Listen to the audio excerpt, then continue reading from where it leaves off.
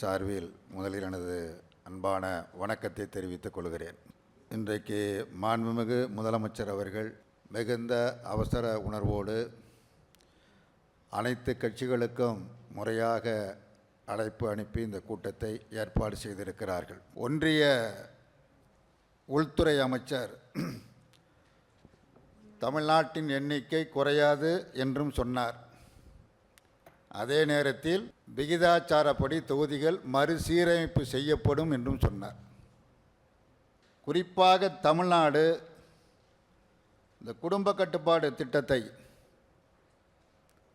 மக்கள் தொகை அதிகரிப்பை கட்டுப்படுத்த வேண்டும் என்பதற்கு மற்ற எல்லா மாநிலங்களை காட்டிலும் தமிழ்நாடு மிகப்பெரிய சிறப்பான பங்களிப்பை செய்திருக்கிறது.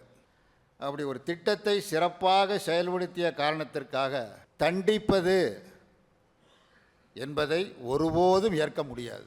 இல்லை விகிதாச்சார அடிப்படையில், மக்கள் தொகை கணக்கின் அடிப்படையில் தான் செய்ய முடியும் என்ற ஒரு மூர்க்கத்தனமான முடிவிற்கு மத்திய அரசாங்கம் வலிமையானால் அந்த மூர்க்கத்தை எதிர்த்து போராடுவதற்கு தமிழகத்தில் இருக்கிற அனைத்து அரசியல் கட்சிகளும் ஒன்றுபட்டு, மற்ற தென் மாநிலங்களும் கடுமையாக பாதிக்கப்படுகிறது, அவர்களையும் ஒன்றிணைத்து உரிமைக்காக, நியாயத்திற்காக போராடி வெற்றி பெறுவதற்குள்ள முயற்சிகளை நம்முடைய மாண்புமிகு முதலமைச்சர் அவர்கள் மேற்கொள்ள வேண்டும். மேற்கொள்வார், வெற்றி பெறுவார் என்கிற நம்பிக்கை உண்டு. நமக்கு ஒரு மிகப்பெரிய ஆபத்து வரப்போகிறது என்பதை உணர்ந்து அதை எச்சரிக்கை செய்வதற்கும் அந்த ஆபத்திலிருந்து தடுப்பதற்கும் தமிழ்நாடு முதலமைச்சர் மேற்கொண்டிருக்கிற இந்த மகத்தான முயற்சியை இந்திய கம்யூனிஸ்ட் கட்சி வரவேற்கிறது.